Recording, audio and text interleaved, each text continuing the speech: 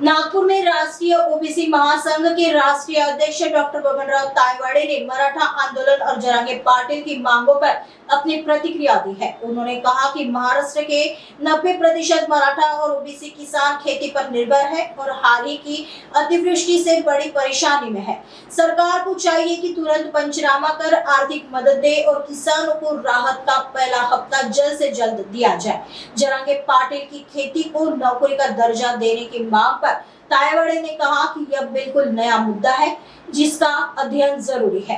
उन्होंने समान आड़नाव के आधार पर प्रमाण पत्र देने की मांग को भी खारिज किया और कहा कि इससे समाज में भ्रम फैलेगा। ओबीसी नेता तायवाड़े ने बताया कि उन्हें भी कल होने वाली सह्याद्री सभागृह की बैठक में बुलाया गया है। इस दौरान सरकार जीआर पर अपनी स्थिति स्पष्ट करेगी और नेताओं की आशंकाओं का समाधान करने का प्रयास करेगी। काय मुद्दे आहे आणि जी मोर्ची निघत आहे त्यावर तोडगा निघेल का? 2 सप्टेंबर 2025ला जो राज्य सरकारने जी आर काढला त्या जी आरमुळे मोठ्या प्रमाणात ओबीसी समाजामध्ये गैरसमज निर्माण झालेला आहे आणि याच संदर्भात अनेक ठिकाणी संपूर्ण महाराष्ट्रभर मोर्चे आंदोलनं सुरू आहेत। मागे काही दिवसाआधी गोंदिया इथे मोठा एक भव्य मोर्चा आयोजित झालेला होता। त्या मोर्चाला संबोधन करत असताना मी त्या सगळ्यांना आश्वस्त केलं होतं की येत्या 10-15 दिवसात या संदर्भात एक बैठक राज्य सरकारसोबत घेण्यात येणार आणि माननीय मुख्यमंत्री साहेबांसोबत चर्चा करून भेट घेऊन मी या संदर्भातल्या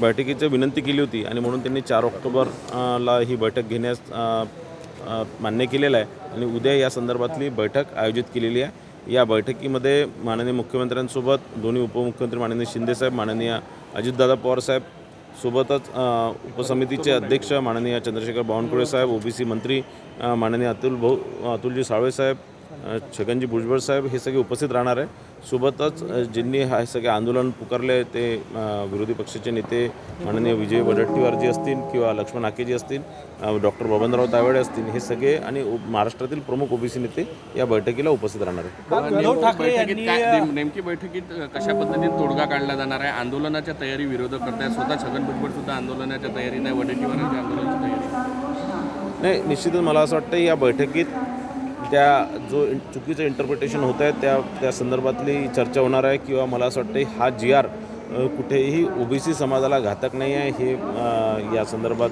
त्या विषयावर चर्चा होणार किंवा या जी आरमध्ये आणखी काय बदल असले पाहिजे किंवा काय असलं पाहिजे, ओबीसीचं आरक्षण अबाधित राहण्याकरता काय काय पावलं उचलले गेले पाहिजे या सगळ्या विषयांवरती इथे चर्चा होणार आहे। काल उद्धव ठाकरे म्हटले की मी मुख्यमंत्री असताना मी 1 नंबरवर होतो सर्वेमध्ये, आत्ताचे महाराष्ट्राचे मुख्यमंत्री 10व्या नंबरवर आहे।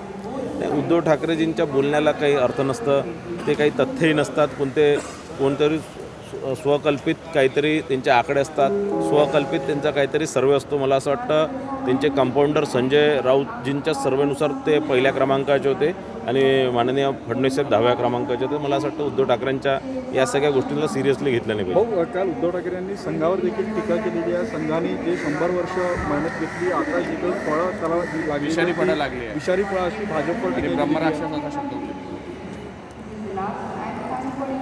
मला असं वाटतं की उद्धवजींची उंची तितकी मोठी नाही, वैचारिक उंची तितकी मोठी नाही की राष्ट्रीय स्वयंसेवक संघावर टीका करे किंवा मोहनजींवरती त्यांनी काही वक्तव्य करावे।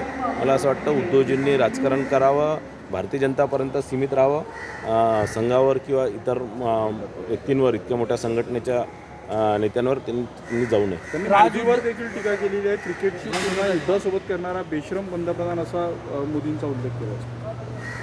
नाही, उद्धव ठाकरेजी मला असं वाटतं की वैफल्यग्रस्त आहे। ज्या प्रमाणे महाराष्ट्राच्या जनतेने उबाठाला नाकारलेला आहे आणि ज्याप्रमाणे उद्धव ठाकरेंचा महाराष्ट्रामध्ये सुपडा साफ झालेला आहे, ज्याप्रमाणे त्यांच्याच लोकांमध्ये उद्धव ठाकरेंच्या नेतृत्वावरती शंका आहे आणि म्हणून मला असं वाटतं की या प्रकारचं कुठेतरी कन्फ्यूज स्टेटमध्ये कुठेतरी मला वाटतं वैफल्यग्रस्त याच्यातनं उद्धव ठाकरेजी या प्रकारचं स्टेटमेंट करतात। शेवटचा प्रश्न, दोन्ही ठाकरे एकत्र येण्याचे संकेत काल उद्धव ठाकरे यांनी दिलेले आहे, थोडक्यात सांगा।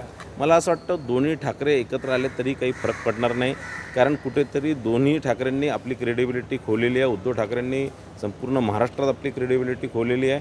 मागच्या 25 वर्षापासून या लोकांचं मुंबई महानगरपालिकेवर राज्य होतं, मुंबईवर यांचं राज्य होतं.